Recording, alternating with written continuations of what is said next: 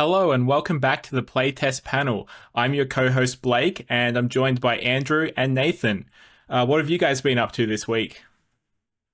Can I just say, Blake, you did a great job. You didn't stuff up, but like your tone of voice, it sounded so.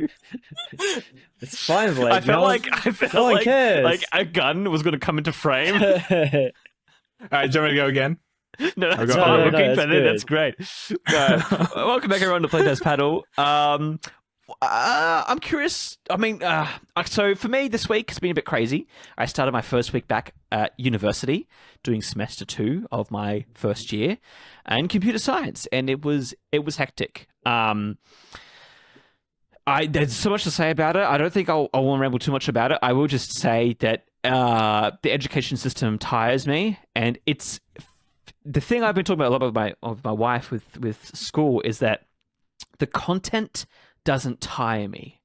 It's everything they package it in. It's like the way that they present it to you, the way they're like, this is how it's going to be graded, you need to be here by a certain time, and each unit is different requirements. It's never like, watch all the lectures and you'll be fine. One's like, you need to attend these ones, you need to do, like, it's, for the first week is just an overload of basically like corporate culture, but each unit's a different culture. It's like you go work for a business, but you end up working for 6 different businesses. One's cool with you working from home and one's not. That's kind of the scenario. I've tried working on Coco Loco a little bit this week. Haven't been able to get much done, unfortunately, just because of uni. But I have been working on the few small things I want left before doing a final build, putting it on Steam, and getting playtesters' feedback again, and hopefully submitting it to a IGDAM meetup so we can do some playtesting. Because we've only got a few left. It's August now for us. There's only and it's like one other left, I think. yeah, it's September. I think we have a November one because October obviously is filled with Games Week stuff. And then yeah. barbecue. So yeah, 2 left. So I'm hoping I can get the game in before then, but I honestly don't know. Because Andrew got rejected last week. So who knows? Maybe I'll get rejected as well. But aside from that, yeah, I'm just learning about networks and switching and object-oriented programming and cloud computing and all this other fun stuff, which is great to learn. Like I've actually learned a lot about like how networking and like that side of the computer world, I don't know, technology works. It's actually really interesting how like packets of information are like sent through switches and routers and stuff. But that's kind of a tangent thing. Like aside from that, what I've been doing. Oh, I mean, this is kind of adjacent to it, but no one knows watching this that I'm late, and usually late to these things. It's usually because we have dinner beforehand. But the reason why I'm late, guys, and this is something that's probably more too personal to share. I've been watching this Korean, not sitcom. I usually watch K-dramas. That's usually what I do. But I recently stumbled upon it's on Netflix. It's like Too Hot to Handle, the Korean version, but it's the total opposite. The total opposite, where like no one's ever dated before, and they're so awkward and weird. I'm up to like episode 5 or 6 now. I am utterly hooked. Oh, the relationship drama between these wholesome people. Like, I What's it didn't know called? how to get so invested in something that was like this, but like, yeah, it was.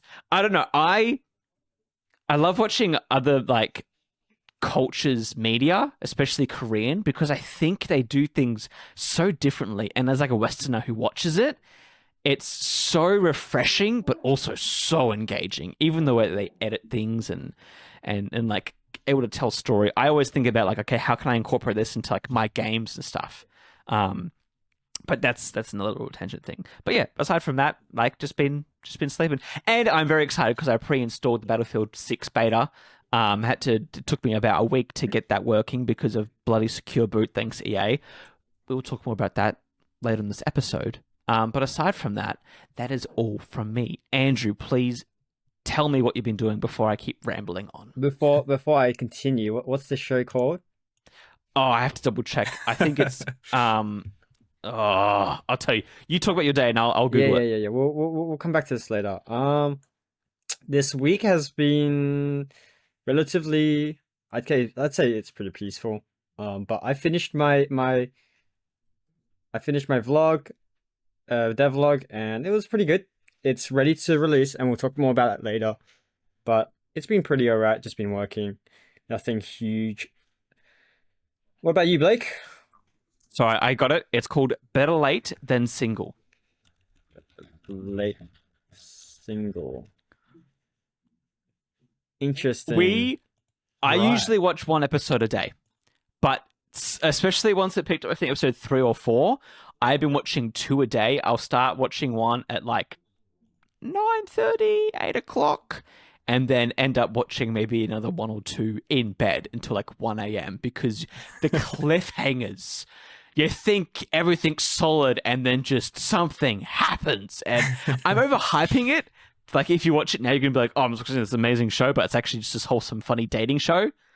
But when you go in thinking it's just going to be that, you know, it plays with you emotionally. But Blake, please tell me. I'm excited to hear what Blake has to say, because before we started, Blake was like, I have a lot of things that I did this week. So please tell me everything. Is it about Wolves Den? Yes. Yes, good. Yeah, so I don't think I talked about the game last week on the podcast. So in the last 2 weeks, I haven't been able to work on the game like the 2 weeks straight. I've had some other things I've had to do in the meantime, some accounting and things like that. Blake's birthday. And my birthday, yeah. Blake! You didn't tell me it was your birthday. I need to put that down. When was it? I had to make this a recurring It calendar was event. the 4th of August, which was Monday. I was 27. Okay. Yeah. Another year older. Welcome to the club.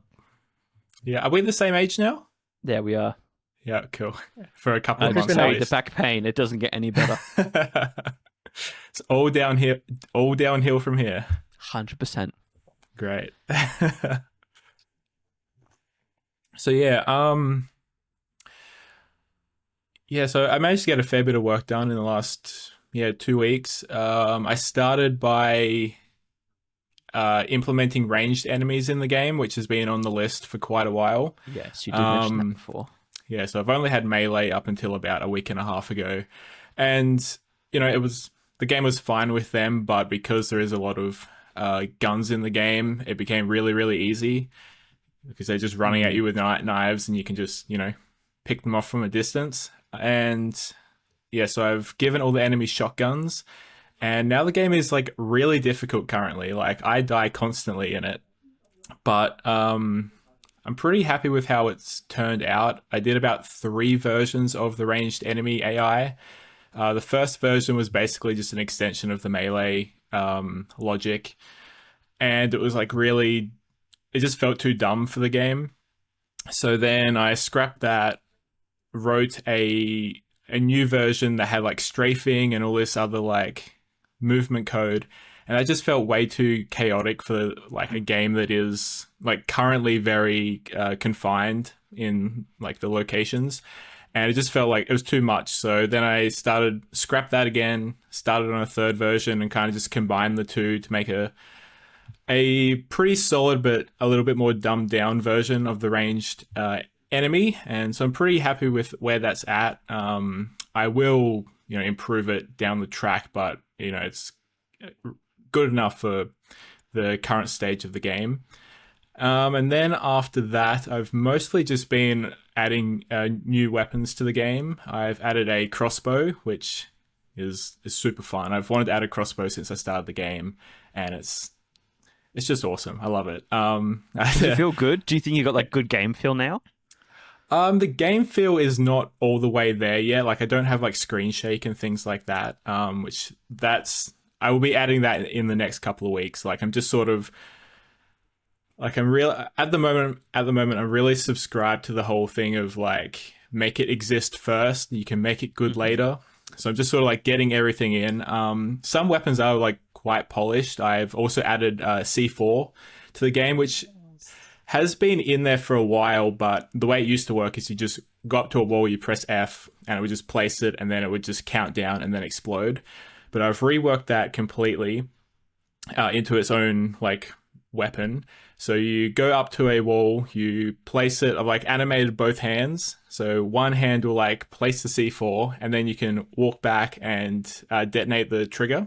And I don't think this is realistic to how C4 actually works, but you can place a bunch at a time, and when you remote detonate, it basically like sets off a chain reaction where it's like, I think they have like a 0.3 second delay between each explosion, and it's just so much fun. Like, Yeah. as I think moments, it's the same as Battlefield has had in the past as well, like that chain. And like you said, I think it's Right. more satisfying as well, having that like like that. Oh, so good. yeah, yeah. So yeah, that's something that's been on my mind for a long time that I've wanted to get in, and and I've also added throwing weapons. Throwing knives, and the C4 and the throwing knives are basically the third class of weapon in the game. So we've got melee, ranged, and just what I'm calling special.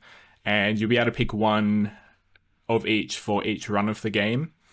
And so, yeah, I've got like, I think the demo roster for the game, or the demo weapon roster implemented. So I think there's 12 weapons all up, and you can sort of like, mix and match what you want your loadout to be, and just sort of, approach the levels however you want, really. So now that I do have everything in that I want, like for like the real like base of the game is all there, it does feel like the level I've got, because it is so confined, I don't feel like it allows you to experiment in the way that the weapons kind of want you to, especially because the other thing I added is like a sound system.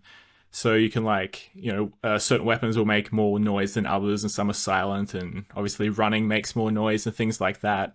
And because I have C4 in the game, it's very, enemies can hear it from quite a long way away. And that just doesn't feel so good in this really confined level. So I think the next sort of major thing I want to work on is making the second map for the game, which will be opening up a lot more. It may be outdoors, but it's just going to be much bigger and allow for you to really approach it in as many different ways as you want. So I know Nathan and I are we got like a goal of showing up at exam at the moment. Do you have are you working towards anything at the moment, or is it just improve, improve, improve? Yeah, so we have Games Week coming up in Melbourne in about 2 months, I think. So, yep. And yeah, so basically I do have my like release schedule in mind. I don't want to talk about it publicly just yet while I'm still sort of ironing out exactly how I'm going to approach it. But yeah, I basically want to have a demo I can take to all of the Games Week events like GCAP, and just have something I can show to anyone who's interested, basically. And I basically want to have something releasable for the pretty soon after that. So I won't promise that anything will be released in October, but that is at the moment my goal. There's still a lot of work to do, so it may get pushed to later in the year, but at the moment I'm really just focused on having a little vertical slice demo that I can show people in about 2 months' time. That's exciting. When you're talking about like the sandbox mode in your game and kind of the different levels, and how you want things to be a bit more less restricted, I was thinking of different settings and stuff you can have. Right. So what ones have you thought of personally that you're kind of interested in doing? Because there's two that have come to mind for me, and I want to know if you've already thought of them. Right. I've got a big list of maps I want to make. And honestly, Blake, I want to offer, like, can I make a map? I want to make a map for your game. I think that'd be so fun. Like, once you've got all the enemies set up, and I can just, like, make a Sam... Because that'd be fun too, right? I'm just thinking, right now in that moment, I realized this can be so fun to mod. And you can have such good, like, Steam workshops for different levels and stuff people can play. Like, yes. I mean, It's like a Mario Maker. Workshop would be amazing, but I also think that would be like a lot of work, and maybe to if the get game set up, like maybe I don't think that'll be in like any initial version of the game, but maybe way down the track, if the game does well, Yeah. then maybe I just that's think something I could add. because I think everyone would be so keen to make levels of ways to like brutally murder people. Like that's just a messed up thing that we Right. all want to do. But yeah, tell me Yeah. some of the design concepts you have. Yeah, so the maps, so I have a bit of a list. I have Crack House, which is what I'm calling the current map, which is basically just a rundown house. It also has like plastic sheets draped all over the walls, like very Dexter style, to try and catch the blood that's been thrown all over the walls in the game. Then I've got there's just like a warehouse sort of environment, a prison, a bunker. I've got strip club, which I don't really know how that's going to fit into the game, but I think that would be kind of an interesting environment.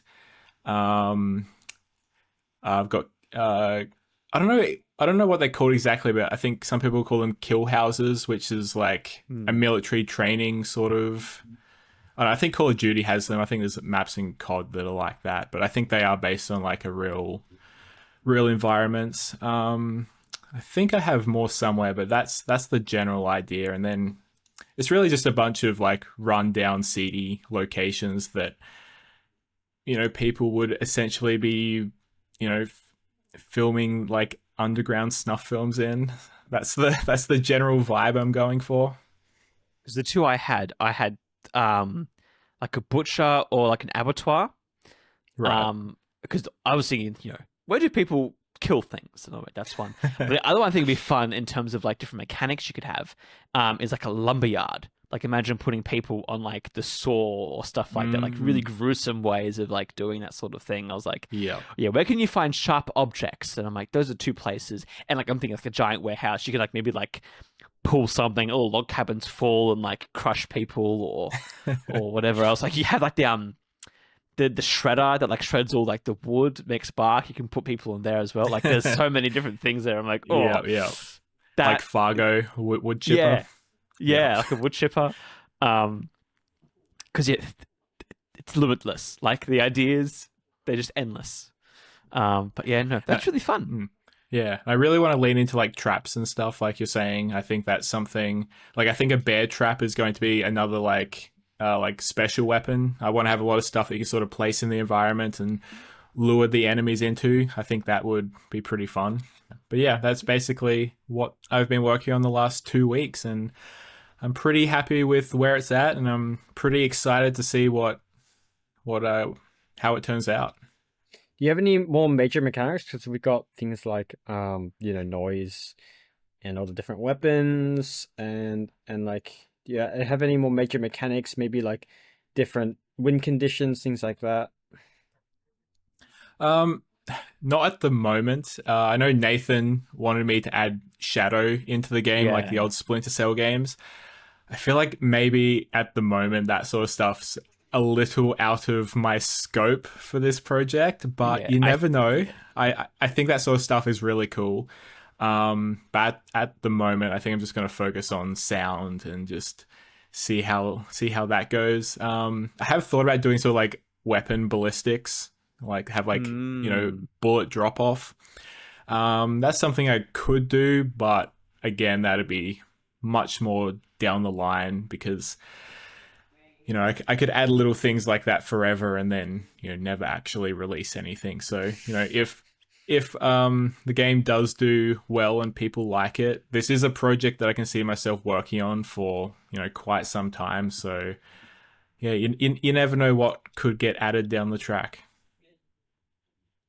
That's exciting.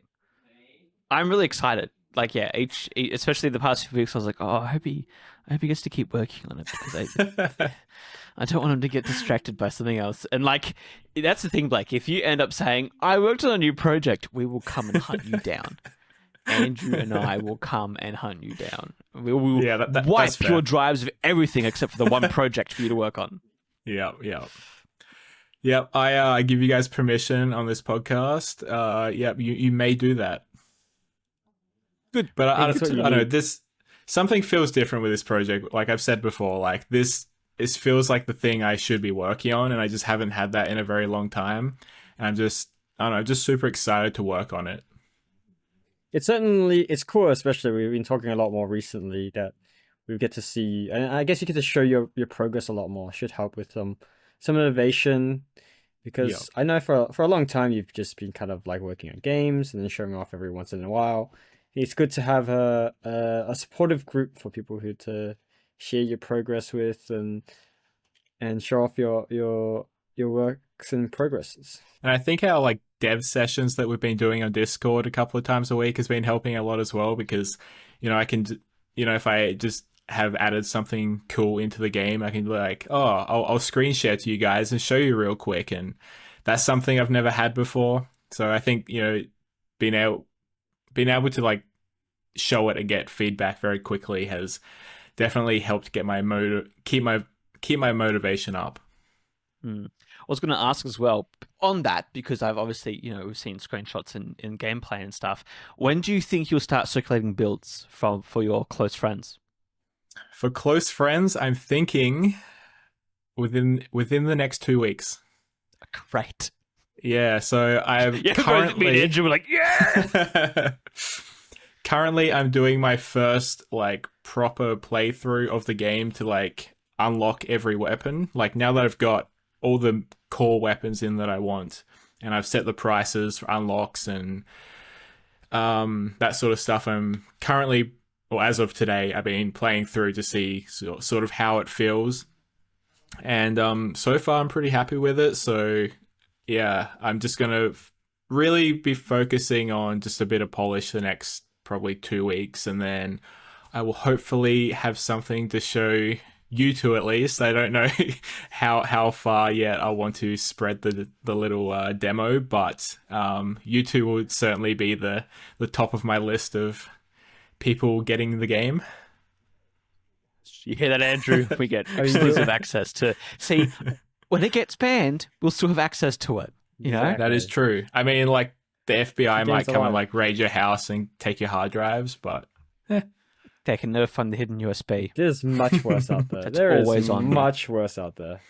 yeah, no, I think I'll be right. But yeah, no, the game is very violent, but still compared to some of the games that are out there and available on Steam, it's I'm not even really scratching the surface of some of the things that are out there. Yeah, I mean all your games typically like, it's definitely got a lot of adult themes and like very for very mature audiences, but at the end of the day, you can tell that it all comes from like inspiration from saw these sort of like horror movies or thriller movies and things like that. Like it's very obvious that you take a lot of inspiration from them. It's not like you go out and do these things your own or anything. Right. Yeah, like I'm not making a game that's sort of designed to kind of upset people. There's games out there like that, and that's really not what I'm trying to do. Like this game is supposed to be entertainment, and yeah, I'm not trying to upset anybody with it. Well, again, I'm just so excited. I'm like, oh yes, and go to GCAP and pitch it to as many people as you want. Like Yeah, that's the plan. yeah, shop it around, Blake. Shop it around, because I'm sure there'll be one edgy publisher that's like, yes, yes. Yeah, the one that's not like, what the fuck is wrong with you? What's the publisher that you really like? I think it's like Dead Meats or something. The one that goes to PAX every year. New Blood. New Blood. Yeah, Yeah, they don't really publish that many games anymore. Like they've sort of become more of a developer. So like, yeah, I met Dave Oshry, the CEO, a few years ago. Nathan took a photo of me and him together. But yeah, I mean, working for them would be like amazing, but I just don't think they're really that interested in publishing many projects anymore. I think they're really just focused on their own sort of internal projects. I reckon though, even if you do get a chance to talk to them, just seeing like what his opinion of the game is, because I think he's also someone that like can give you a very good read of like if it's good.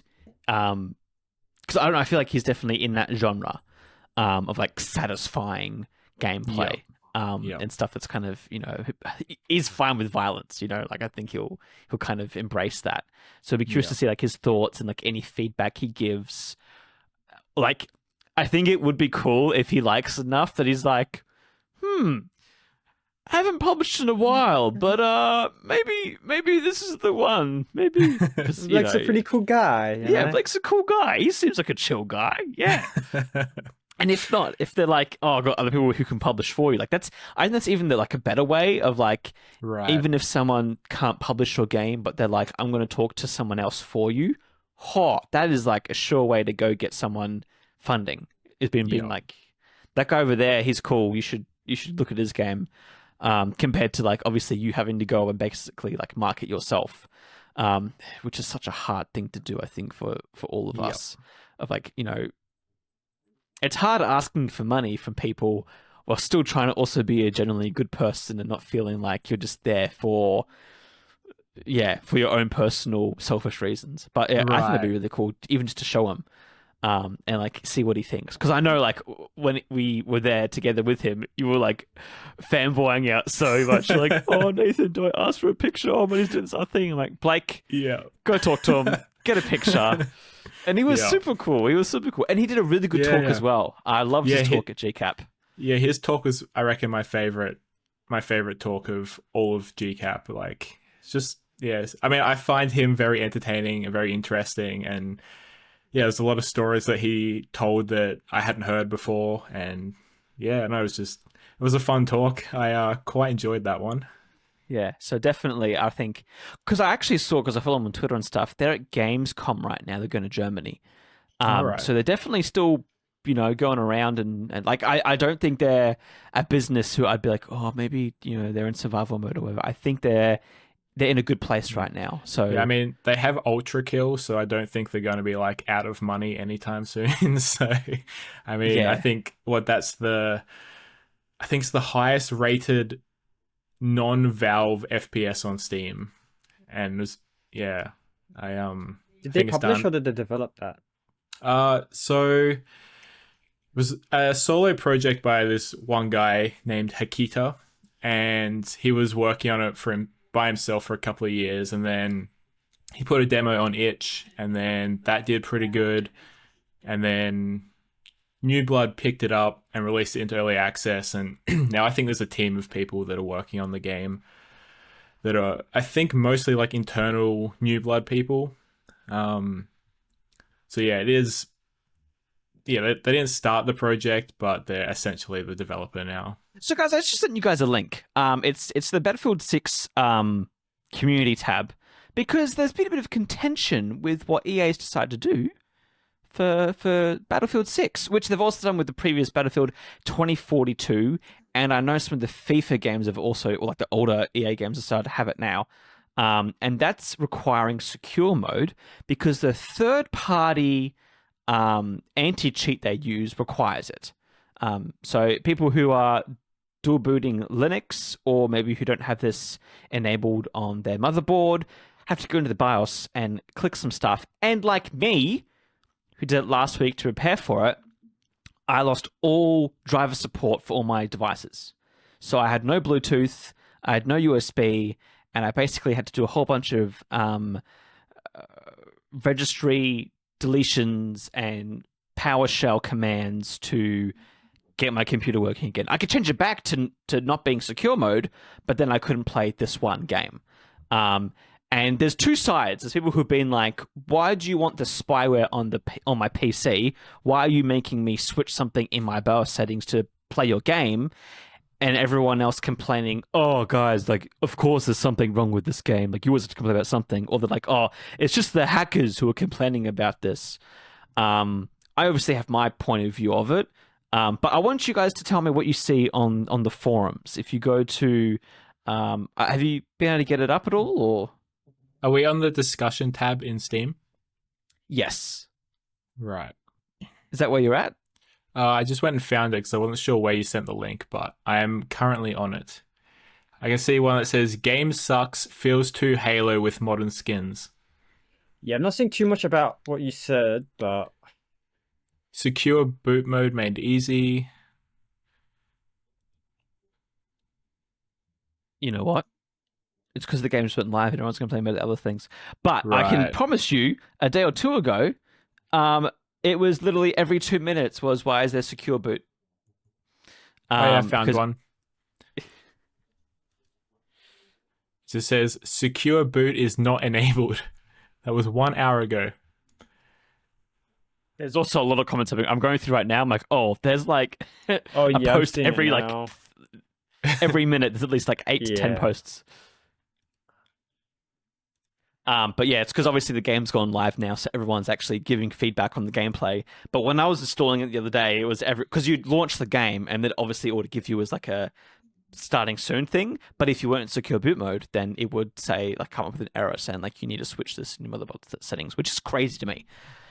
Andrew, you've had experience with this. You were saying before, playing other Yeah, games. yeah. So unfortunately, I played a lot of League of Legends, and with that, I played. I was around at the beginning era of Vanguard, so, which is their anti-cheat system, and a lot of Vanguard. There was a whole thing with it going through and sneaking around your computer looking for things, and people got very, very upset with that. And Vanguard breaks a lot of the time, honestly. Like I can't play half the time.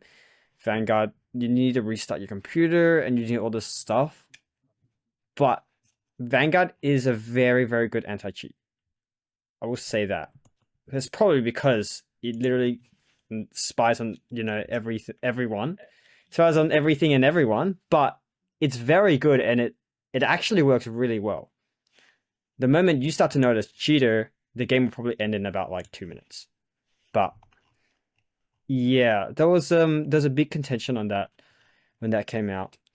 Hmm. My feelings on it, like I think it's good. But like pretty much Vanguard goes active the moment you log on your computer and it feels weird. And I mean like I guess that's a point because you know they don't want anything like they don't want anyone like doing anything to like get around it or anything. But Vanguard like it does feel good the fact that like you know it's very very little likely chance that you get any cheaters in your game. Like I know like CS:GO has my friend plays a lot of CS:GO. He has a huge problem with cheating in his games and all this sort of stuff. So like as weird as Vanguard is to me, I think like is it worth it?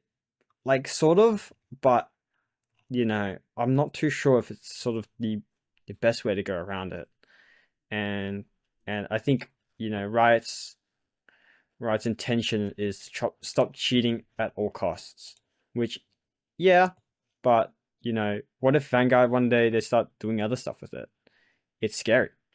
I think the whole at cost thing, that's the thing that scares me the most as well, where it's like at all cost. It's like, okay, like where did you draw the line then? When you have my social security number, or like, when you've got all my crypto, or, you know, when you've taken full control of my GPU to run your AI algorithms, without me knowing.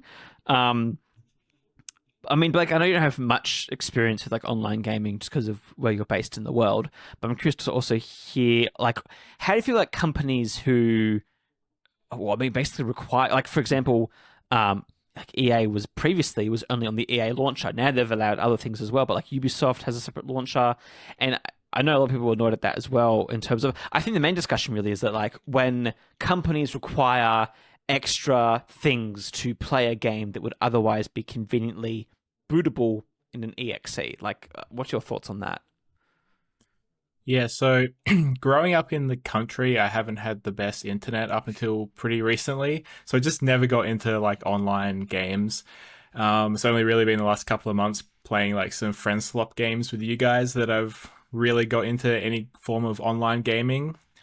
Um, to your point, like as far as companies basically forcing you to install other things to play the game. It's something that I guess has kind of always annoyed me, but I mean, what can you really do about it? Sort of the approach that you know I've always had to it. But something that's very interesting that happened a couple of months ago. Are you guys aware of the game web fishing? Oh Yeah, yeah, yeah. yeah. Yeah, so it was like this, I believe, solo project that kind of blew up on Steam, did really good. It's basically just a multiplayer fishing game, and I was like really interested in checking it out, and like just as a developer, the concept of it was very intriguing to me. And then I started seeing all these videos of this hacker that was hacking web fishing called Grincher, I believe it was. And all these like urban legends popped up around this, the Grincher, I think was sort of what he became known as. And I think a lot of it ended up not being true. There was all of these stories that he can like, corrupt your save data and all this sort of stuff, and like crash your game. And I think a lot of it ended up not being true, but it kind of creeped me out. And I never ended up buying web fishing because of that one story. And I don't know, it's just, I find that so compelling. this this story and this thing that happened to this little wholesome fishing game. Um, and yeah, just like what people with not the best of intentions can do to a project. Like maybe the like all the YouTube videos that were made around this might have helped the game in some way. Like I'm sure it may have helped push it up, but it's also the thing that stopped me from buying it. So who really knows? Yeah, you bring up a good point. I do believe that these companies that are doing all this anti-cheat stuff, it's for the best of the player, right? They don't want a terrible play experience. They don't want someone just spinning around in a circle, and one shotting everyone, because that's what happens. You look at like CS:GO, you someone like literally like a helicopter go, they'll spin on a spot, and then like 10 people will die. Um, and they don't want people seeing that. They don't want games being ruined because of that. And but at the end of the day, like the intention at the beginning may have been pure, like very pure, but in the future you truly don't know, right? And I think that's why a lot of players, they don't know the intention. It could be as bad as the Grincher, or it just could be some guy trying to help, and that's the scary thing, right? And when you it's like leaving your house unlocked. You don't really know if you could come in. Most of the time no one will come in, but hey, that one in a million chance that someone comes in and steals your stuff, it could happen. Mm. That's a really good example. Well, I think as well, like leaving your door open, like you're leaving your computer open to third-party things that, sure, you can trust them, but it's like trusting that second cousin that comes to visit, and then like a week later you're like, what happened to the fine china in the garage? Like what happened to that? It disappeared. It's funny to talk about cheaters and stuff. I know I've heard some. I don't like cheating in games. I understand that, and I think especially in games like Counter-Strike and like League of Legends and all the more competitive things, like that's definitely one where like cheating is an issue because the game is very competitive and people are sweats in that game. So like yeah, I understand the need for anti-cheat. I agree with that. And I know people who have criticized Valve's that like the anti-cheat system for not always picking up on cheaters very well. But I also think Counter-Strike players can be satisfied purely. They could do an update saying we optimized it and they would believe it if they did nothing. Actually, that was a thing that happened back in the day in the old Counter-Strike before it was like a full game. Just going on to like how public opinion works. I remember people would write in to the dev for Counter-Strike. This is like the mod. And we're like, the game's too slow. Like the ping's not good. And then an update, they were like, we improved the ping and optimized the network packets and this and that. And everyone's like, wow, the game runs so much faster now. And he's like, I did nothing. I lied. But it was a test to see if players were actually giving genuinely good feedback. And so, like, I understand that there is a need for anti-cheat. However, I can tell you personally, an experience that I had, basically, I was really excited for this game. I've never been so excited for this game since Battlefield 4. Like, games for me, there's been interesting stuff that's come out. Things like web fishing, I've been like, oh, that's a cool idea. I love playing Peak with you guys and some of the other stuff. But there's nothing, especially at these, like, you know, Summer Game Fest or whatever they call E3 now, when they announce games, I've never been excited for anything in years. It's been a very long time. And so when they announced Battlefield 6, and especially now this open beta, I was generally excited because it looked like the games I loved. And there was the last thing I was excited for was like Battlefield 4 and some of those games, you know, in that era. And so I was really excited to play this game. I'd signed up for, they had like a whole private playtest before. And if you'd done that, then you get early access to it now. And I had it pre-installed, ready to go, and I launched it. And they basically said, you can't launch this because you aren't on secure boot. Now, some people have been wondering, but Nathan, if you're running Windows, then you should have secure boot because, and this is all the forums say, they're like, you need to have secure boot on to run Windows 11. I'm like, well, for starters, I'm Windows 10 because I don't want to upgrade to, you know, more malware. And secondly, like, I think it's unreasonable to ask an end user to change something in their motherboard settings to play your game. Especially a game like Battlefield, where although there are cheaters and hackers, I feel like, I mean, maybe it's just me being, you know, more optimistic and hopeful in humanity, but I feel like there are better ways to manage it than causing something on such a low level in my system to always be running and checking that I'm not running, you know, cheat code software. I think it's, you know, a dangerous, like EA even have like a YouTube tutorial on how to switch your motherboard settings to do this, because their games now require it. And my issue that I had was, okay, although I'll dual boot Linux, I will secure boot Windows. All right, I'll let you do that. But then what happened was, because all of my credentials for my drivers were signed with a thing that wasn't with secure boot, all of my USB, all of my Bluetooth, everything stopped working.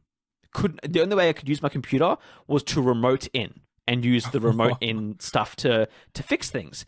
And I went for days. I was using, you know, the device manager to try and delete drivers, reboot, and then I get the same old drivers again. And it wasn't until searching through so many forums and trying so many different things that I actually got it to work. Now, was it worth doing that for Battlefield 6? I don't know yet, because I haven't even played the game yet.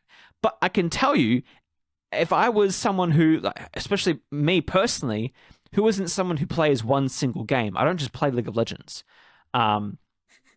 If my friends, for example, were like, hey, come play this game, I do not want to have to go through motherboard control settings and reinstalling drivers to the point where I have to, because of anti-cheat, and especially because I'm not cheating. Obviously, cheaters would also be mad about it because they're like, oh, I want to cheat. I can't do that. But for me, as someone who, like, it's like when the class gets in trouble and you're like, but I didn't do anything, miss. Like, it wasn't me. I'm just sitting there quietly. It was Bobby. Bobby's the one who won't shut up. Like, it's the other cheaters. I'm not doing anything. I'm not going to cheat in the game because I love Battlefield. I want to have a good experience. But because other people, you know, are being bad, then I have to suffer for it. Like, I feel like as a fan, I'm like, oh, I'm annoyed. I'm upset about it. And I also agree thoroughly with what Andrew's point is that sure, we can trust them, but can you really trust them? Like, especially these bigger companies, can you really trust them? I don't think so. I think as a society, and me personally, I'm too trusting sometimes in big corporations. Like, Google probably has more data on me than I care to think about, and it keeps me up at night sometimes thinking about all the things that Facebook has, you know, all those photos I uploaded to during high school of me. Innocent, good photos. Yeah, I'm not talking about anything, you know, terribly bad, but like they technically own those photos, and who knows what they've been trained that data on.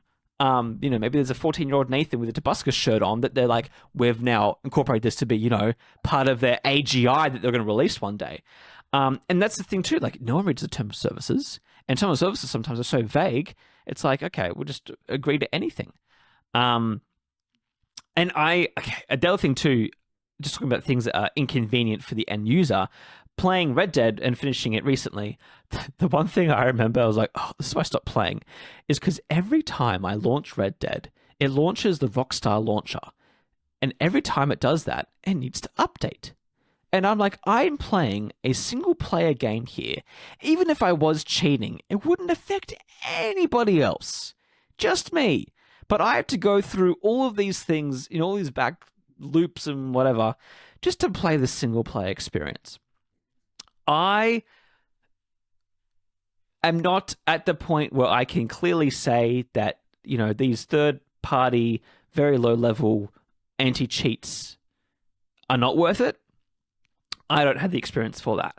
But what I can say is that I think, realistically, the fastest way to get rid of a cheater is just having report buttons and algorithms that say, okay, if more than 6 people, depending on the size of, the party or whatever, the slots on the server, if people report them, then they just get kicked from the server.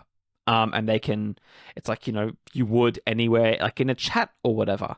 And I think simple checks in a server of how fast is the person going, how fast is the person, shooting, or the damage they're doing, or how well are they doing? Are they getting hundreds of kills a minute? Okay, maybe that's something you should look into.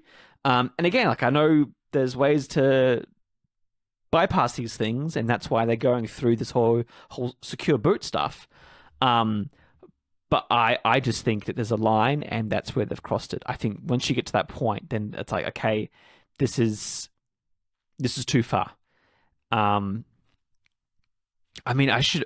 just think also they should just allow, especially if they're this concerned for this sort of stuff, they should just allow different versions. And this is something I know people are going to be like, oh, Nathan, it's so much work, or what's the point anyways, of having an option that is secure boot, so no matter what, there are trusted lobbies that you can go, and they're not going to be any cheaters, but even though they're going to be cheaters anyways, let's be real, no matter what, there's going to be some way of cheating. Those who don't care as much, like me, or who can't, because I fixed my problem, but I'm sure there's someone out there who hasn't fixed their problem yet, and they can't play Battlefield 6 on PC because EA said so. I think the fun way to deal with cheaters, it's adjacent to the issue, because the issue is finding the cheaters. Like Andrew was saying, once you know someone's cheating, it takes about 2 minutes before the game finishes, because that's when they pick up on the cheating on the attributes. But even then, it's like, I want to have fun with cheaters. I think as a developer, if I ever do think multiplayer, I'm going to have fun with them. There's a few experiences I've heard of. Like, for example, in Counter-Strike, cheaters will get turned into chickens. And they can't combat it. Other things here, ChatGPT, so I don't know how much of them are true. But I know, certain games, when playing games, like Fall Guys, they had a cheater island. So they just do a match where everyone's a cheater. And they can still play and do whatever, but everyone's cheating. And it's funny because obviously for Fall Guys, I remember when there were cheaters, they had speed boosts, and it was like the Flash. It was just no, and then they got to the end. And so in these islands, someone would join being like, I'm going to cheat, and then they would lose because other people are cheating, and they're like, oh, my cheats aren't good enough. That's very funny. Stuff like that where it's actually fun. These other ones I'm not sure. Maybe ChatGPT is just, gaslighting me into saying these ones. But there's examples here saying the Division, bullets wouldn't work. When Ubisoft found out someone was cheating, they would just make the bullets in their gun not do any damage. So they would do that. I know Call of Duty and stuff, they also have other stuff too. And the funny thing with piracy, right? If you were to pirate a game, I know Game Dev Tycoon, they made it so that if you pirated the game, because their game's about making games, a game about making game. But they did a pirated version, basically. They released it to pirate sites. So they got their game, repackaged it, and put it onto all the pirate sites so that they would circulate. And in the game, you would always fail because your game's never made any money. So you'd always release a game and you wouldn't make any money from it. And you'd always just lose the game.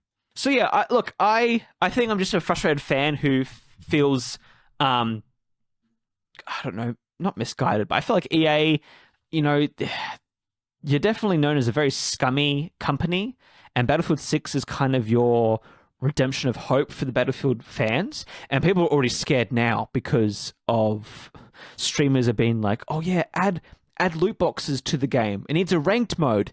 And Battlefield fans are like, no, we don't want that. Don't do that. Battlefield is its own thing. Don't make it Call of Duty or Valorant or Counter. Anything. No, just make it be Battlefield. That's the FPS that we want. So yeah, I think as well, there is a line and companies will cross it. And I'm scared though too, because I really want them to not have secure boot option anymore. Like I just don't want them to have that. But I feel like despite the outrage, they just were not listening. They were tone deaf, and they thought, like Andrew was saying before, don't want cheaters at any cost. And that cost, I think, one day could be a lot worse. We've seen things get, increasingly less and less private in terms of the way that technology knows who you are. And yeah, but that's kind of all I want to say really in terms of Battlefront and a first-person game I'm really excited to play. Yeah, before I segue, I just want to say, like, yeah, and especially Battlefield 6, it's a big game. It's it's the game of the summer for America.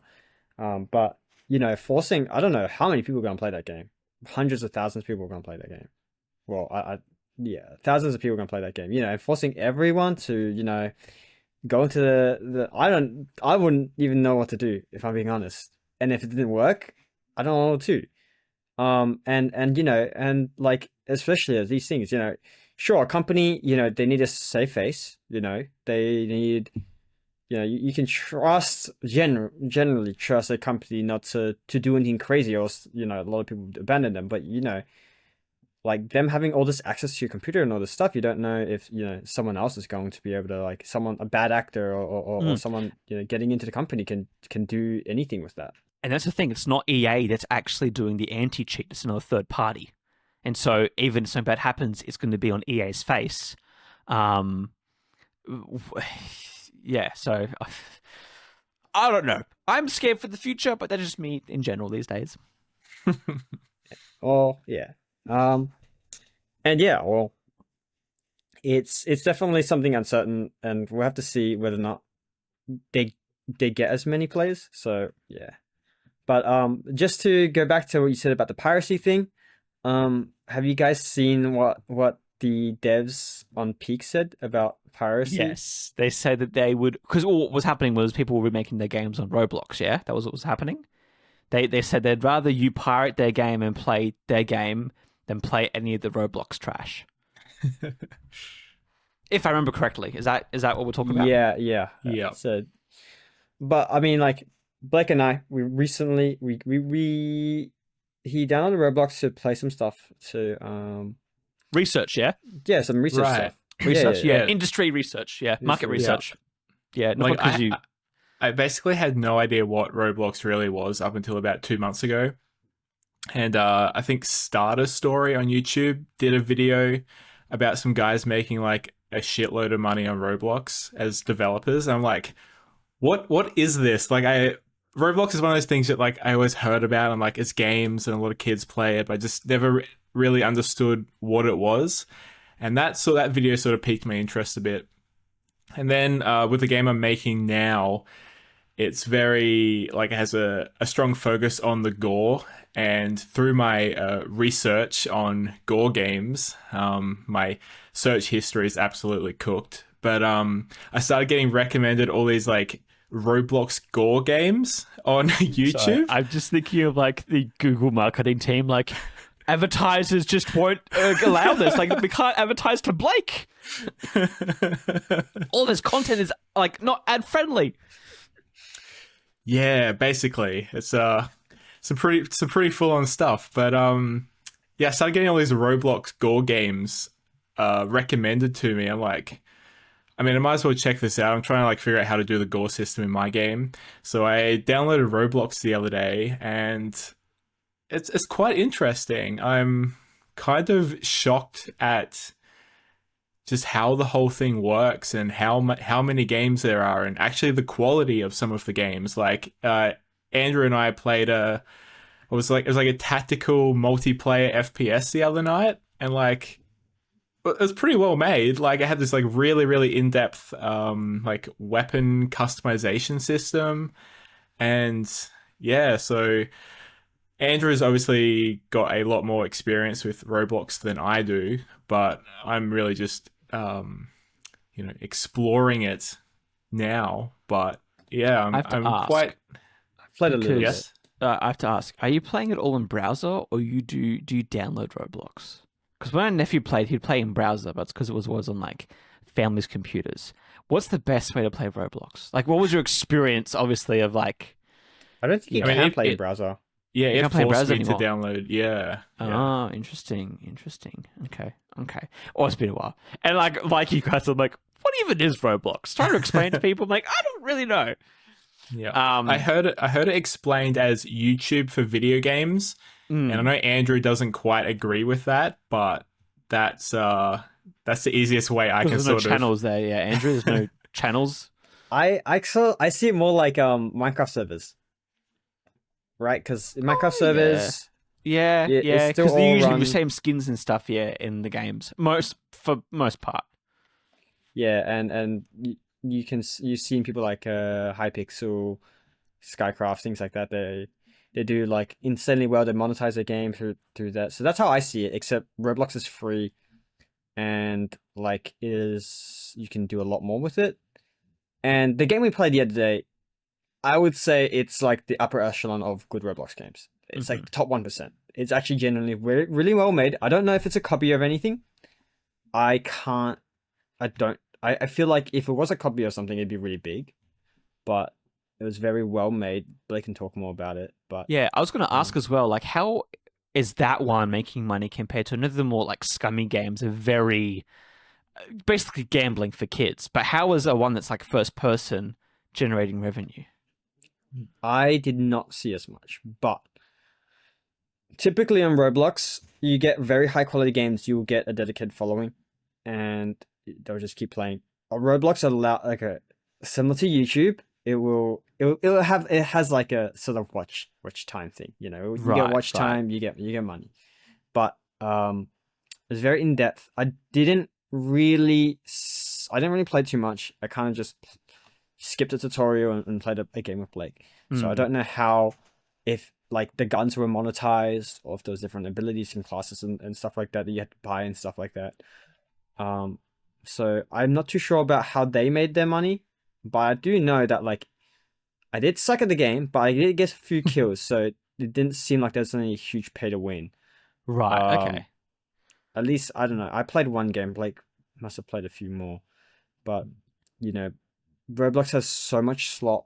It's typically it's like and you get some very good games like that. So I would imagine, Zekers who made what's it called, Lethal Company. Hmm. They He has a big history with Roblox and making games. Um, and I feel like it's typically those who grow up on Roblox or at least grew up in sort of the early era and have gone on to develop games themselves that are typically much more higher quality and typically they're kind of edgy.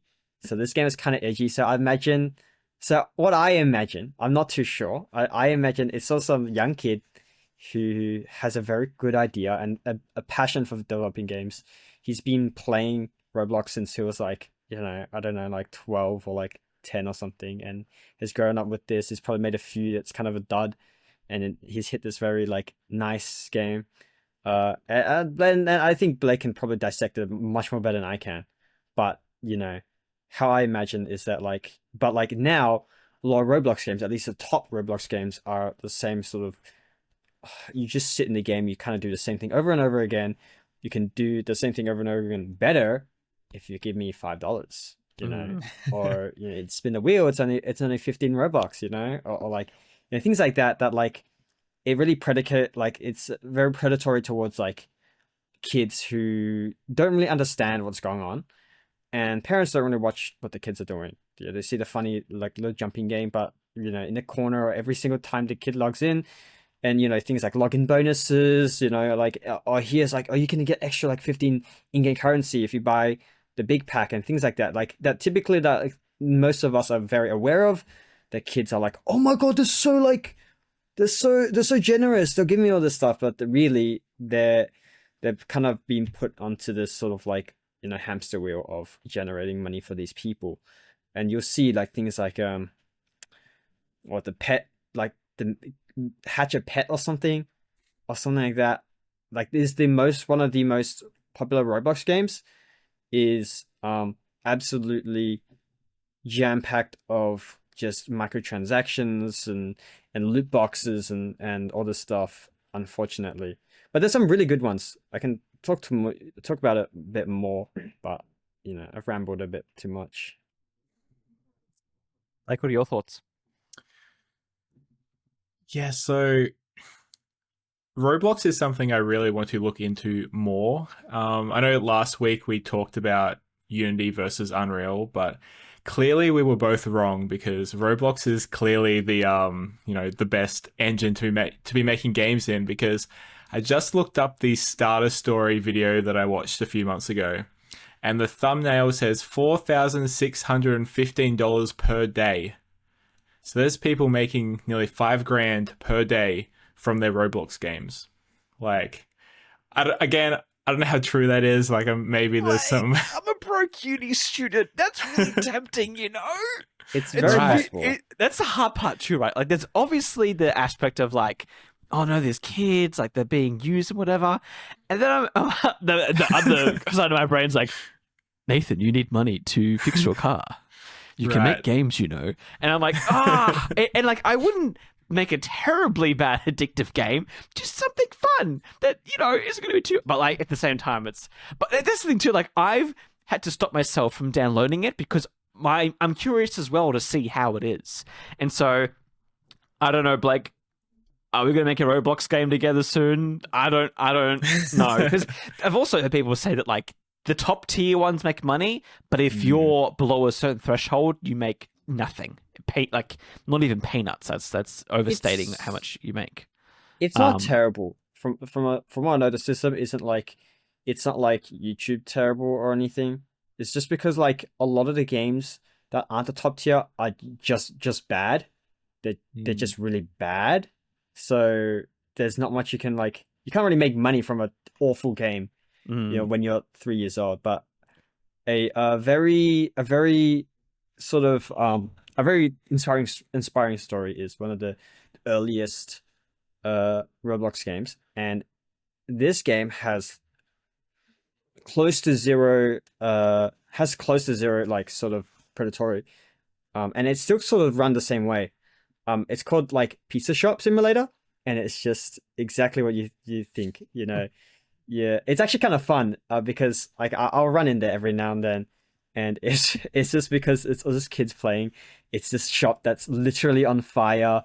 There's a line of people waiting to get orders, and their manager's sitting there doing nothing. So one of the fun things I like to do is I like to go in there and be like, what is going on here? And I fix up the store.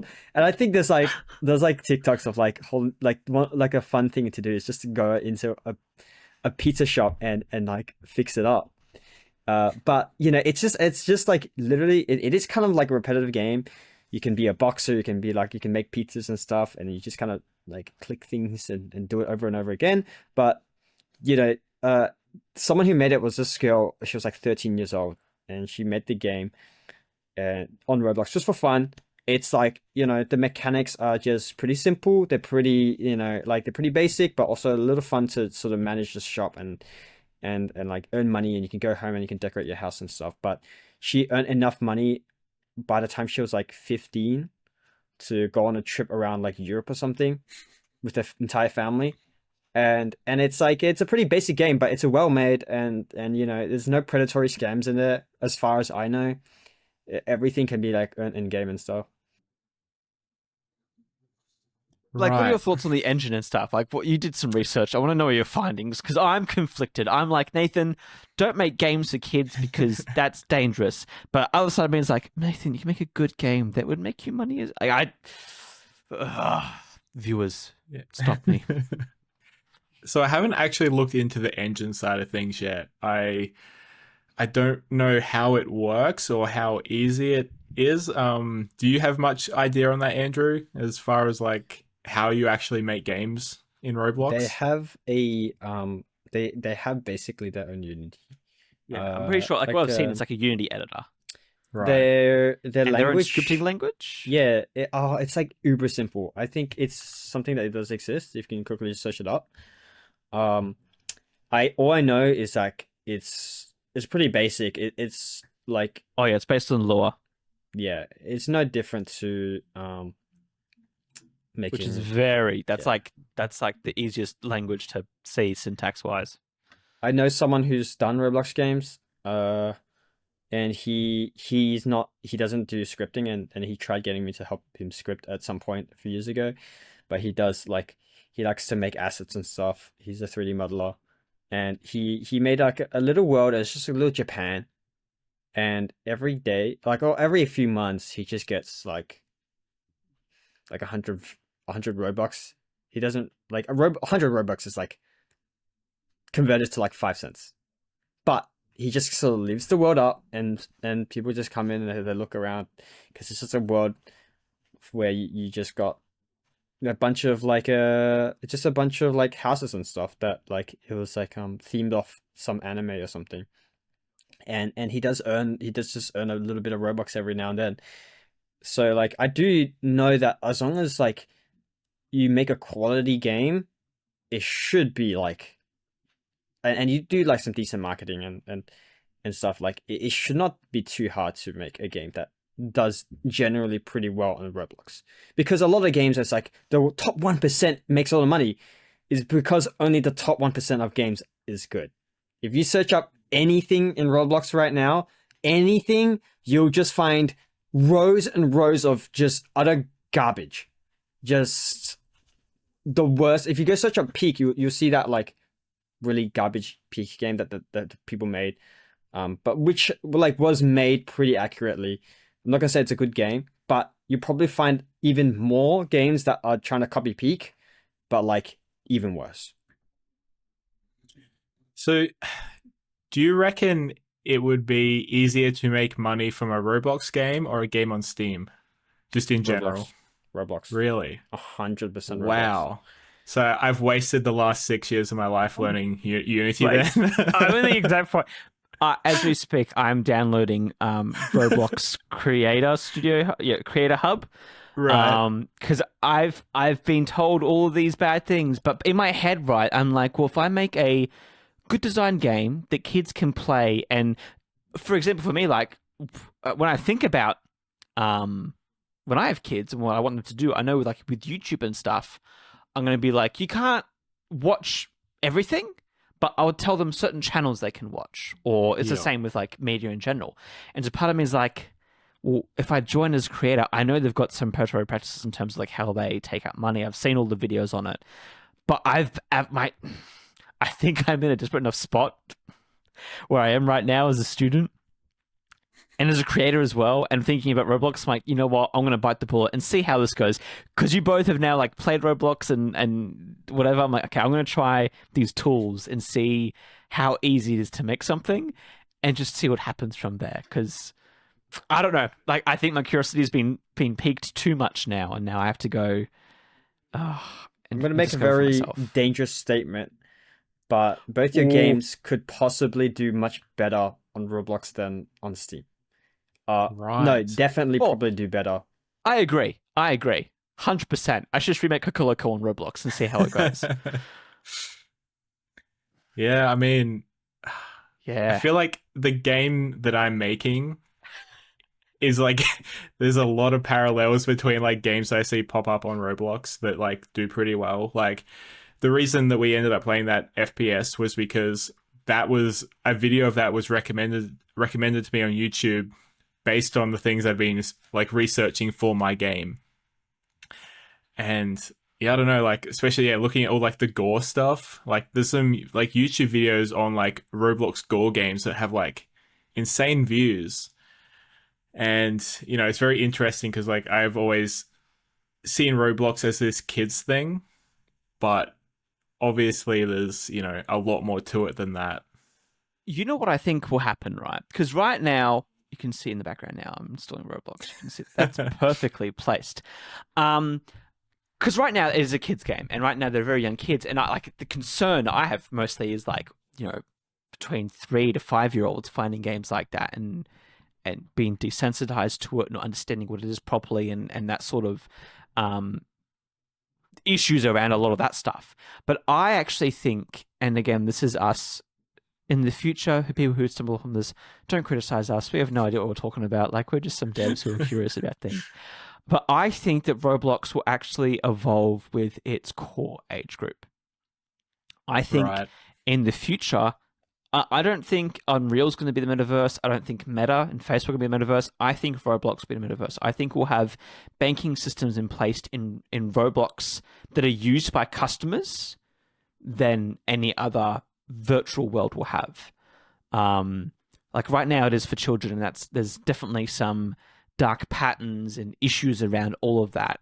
But kind of stepping away from all those ethical questions and stuff, I actually think Roblox will eventually like become not so much an operating system, but an interface for everything, whether it is schools, whether it is entertainment, whatever, because I think it will age up with it. Like obviously we said now, like there are developers now who are gotten older and have made games, put them on Steam and stuff as well, who have been on Roblox. I think the platform will mature with its core audience to the point where we will have businesses just run purely on Roblox, which is crazy to think about because someone's built that platform and then they've basically become the government of those places, which is kind of a scary thought. But also, it's just some things I don't think you can really stop. I understand where you're coming from, but I do quite disagree. Roblox is, in general, like, yes, a lot of kids play it, but at the same time, a lot of kids grow out of it. It's very easy to grow out of. And no matter how much Roblox, they want to step like, oh, these are experiences.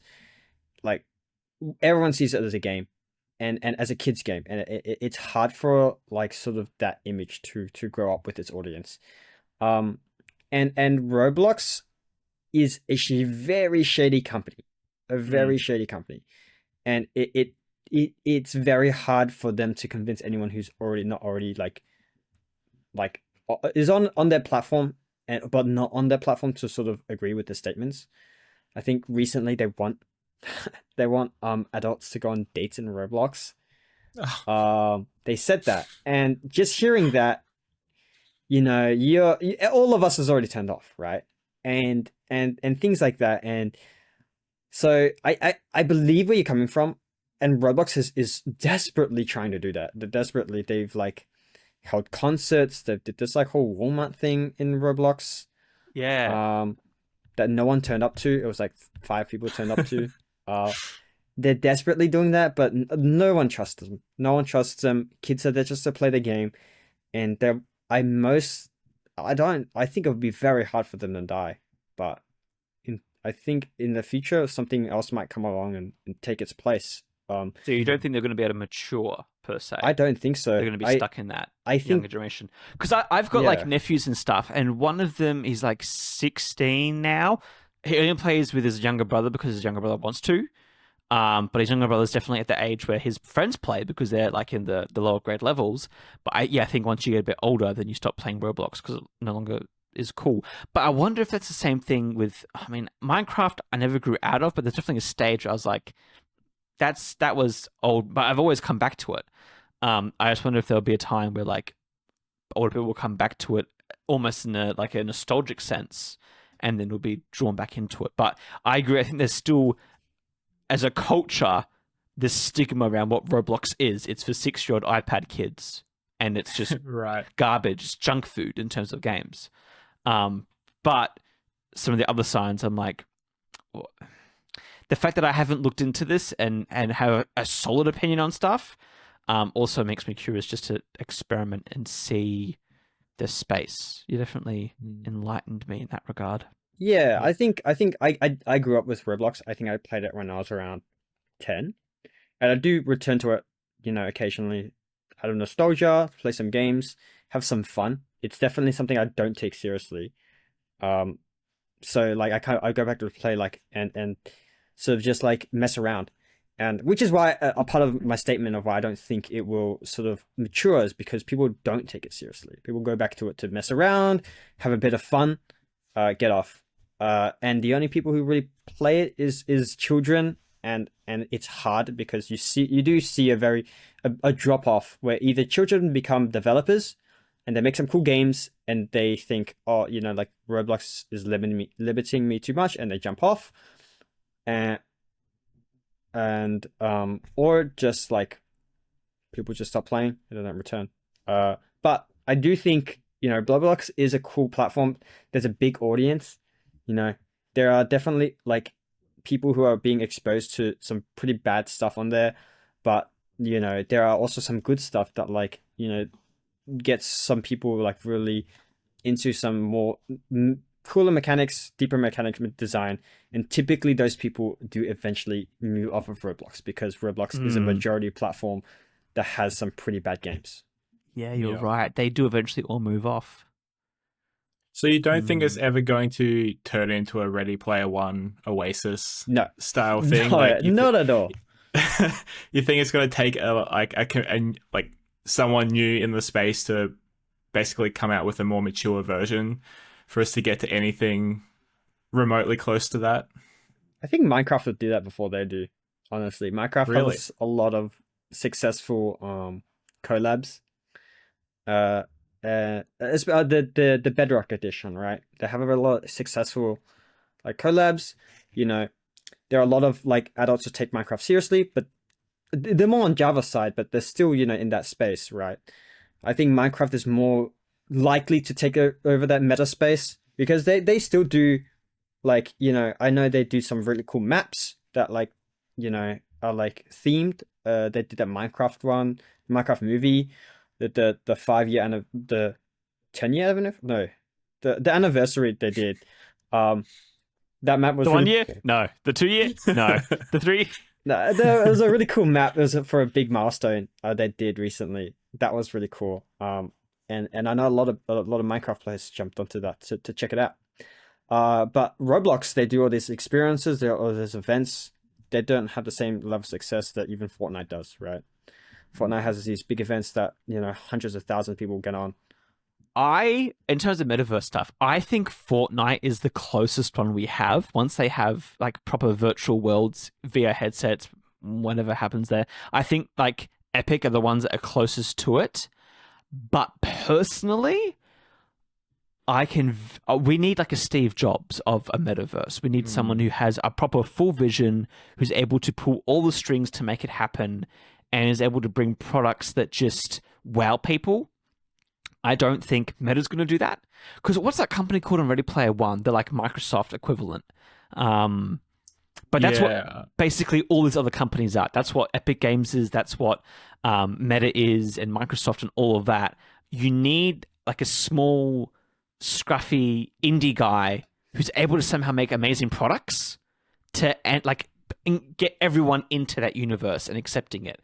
Because all these other companies, like I know, like Meta has for years now been like, this is the metaverse. We haven't built it yet, but this is the metaverse. It's like, okay, you're counting your chickens before they've even, compiled their first bit of code. Like talking about shopping online, but you can't even like. And the thing is too, right? I have a Quest 2. Every time I launch the Quest 2, there's a new update for the UI system. It's now a different gradient, or they've moved the cubes around. Like there's nothing there that's actually properly new or exciting. Like their experiences aren't interesting. It's certainly a tough one. I think you're right, Andrew, that Roblox has that stigma that like it's not going to get people there. I think for a proper metaverse, we need a new player and someone who Oculus could have been that if they weren't sold off to Meta and Facebook. I think they would have been that. Valve, who knows what they're even planning on doing and whether they have success with that as well, because they usually just pull a 1-2 punch, with stuff most of the time. I mean, even VR chat has its own pocket meta universe. Yeah. That a lot of people use all the time. Yeah, but then I feel like that one becomes too sweaty because you're people who have full body motion tracking and they're all anime figures or furries, and then so regular people are like, oh, because there was a time where because when I got into VR, I was like, yeah, VR chat, that's fun. But after being in a few rooms, I was like, this It's isn't for definitely me. plagued now. It's definitely like you saw some like funny YouTube videos and that was fun, but just as a casual player going through, it's it's like being in a Discord server run by mods. But I don't know the best way to explain it, but you know what I'm trying to say. Like it's just a whole bunch of very awkward social interaction happening, and you're like, this is not fun. But so yeah, that's interesting. that's okay. A hot take, but isn't that what the metaverse will sort of be? It's for these at least it has to be. It's built off these people who can't survive in the real world, so they go into the digital one, and that builds up. So that's how my sort of theory has it. So VR chat is sort of like, I don't think VR chat's gonna be the metaverse, but I believe whatever metaverse is gonna begin like that. It's gonna begin with a bunch of people who, a bit like, people come in there, it's really cool. They come in, and then all these people who find it difficult to function in real life go into the metaverse and make that sort of very strange to call it, and then sort of like probably build up from there. But That's the thing it's too. a tough. I think it's tough.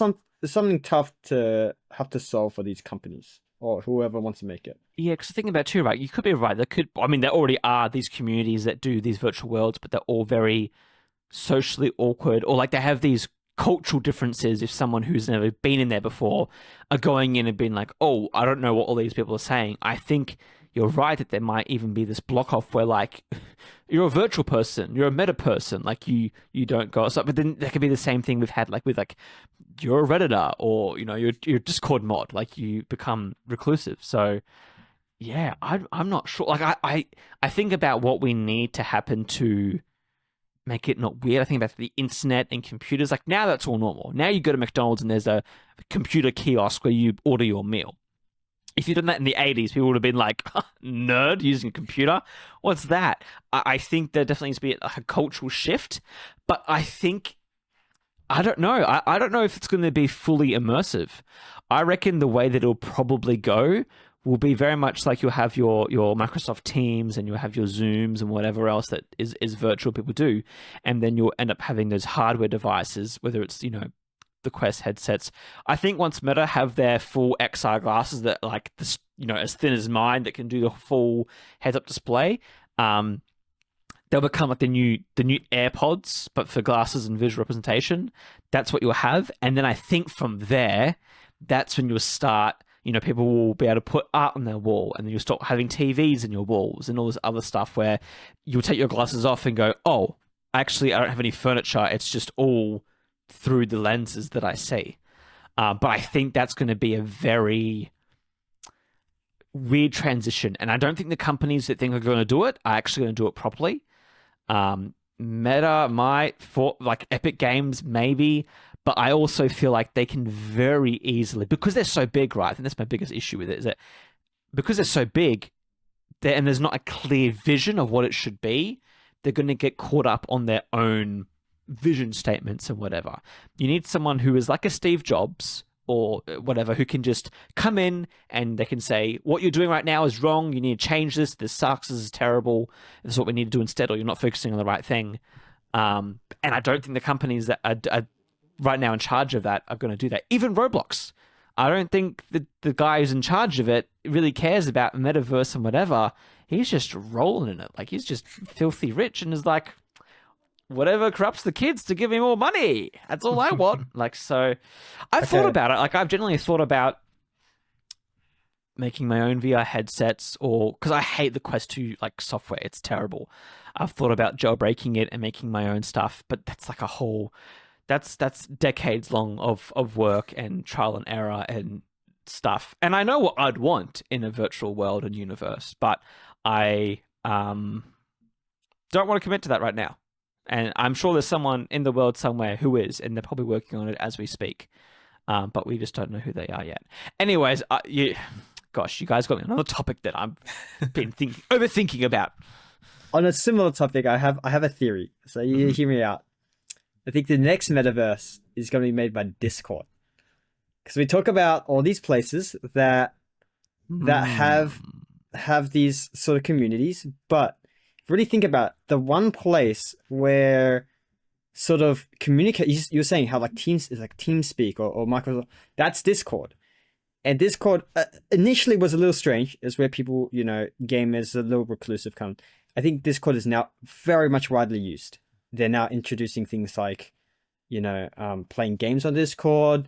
They're now introducing things like doing quests and doing all these like little things on Discord, personalizing your own account, personalizing, servers and all this stuff. I think, honestly, the closest thing to a metaverse right now we have is Discord. I think, and again, this is my hot take. Blake, I want you to chime in too if you've got any hot takes. I think Discord won't, because they will eventually go public and Nitro will go through the roof and people will get off it because basically all of the services will no longer be free. I think I get to a point where it is like a Black Mirror episode of just trying to take all of your money or all your data or both. I think you're right in that it's definitely the layout of what is currently a good metaverse. Like, it's servers and you can go and chat with people and there's a store and it's got things for it. But I think in terms of their business structure, I'm not sure they will be able to adapt to that. But I could be wrong. And Andrew could be right. So what you're saying is we should all drop our current projects, start a new company, and the three of us can be the ones to build the metaverse. Yes. Yeah? Honestly, Yeah?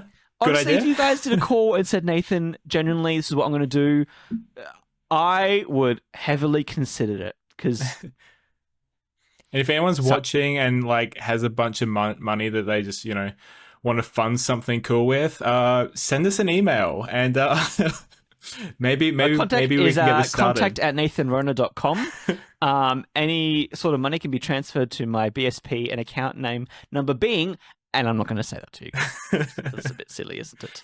But yeah, well, because I guess the reason why I got on this tangent is because I listened to an interview by Gebner recently with the small YouTuber, and he just talks about like building things, and like the next big thing he says is going to be like making functionally good and productive AI stuff with AI tools and all this other stuff. And so I always think about, what would I make? What would I make if I wanted to make the Steam of 2030? What would I make that would make everyone go, oh, I now need this in my life? And I don't know yet. So Elon thinks it's games. Robots.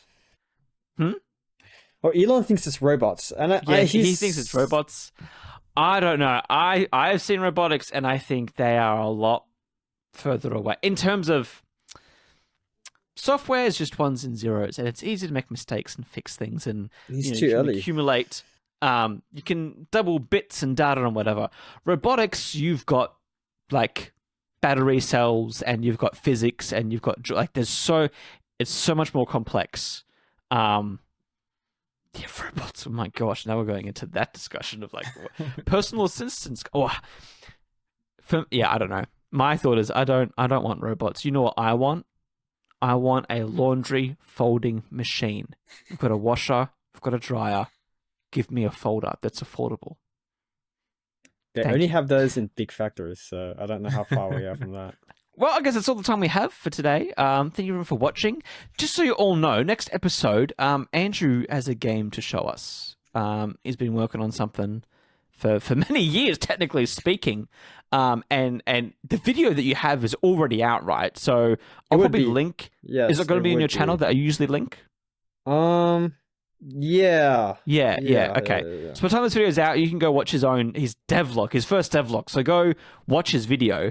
But otherwise, in the next episode, we'll be actually playing that very sad game, Soul Seeker. Soul Seeker. So I've been Nathan, joined by Andrew and Blake. Thank you all for watching, and we'll see you in the next video. Bye bye. Goodbye. Bye.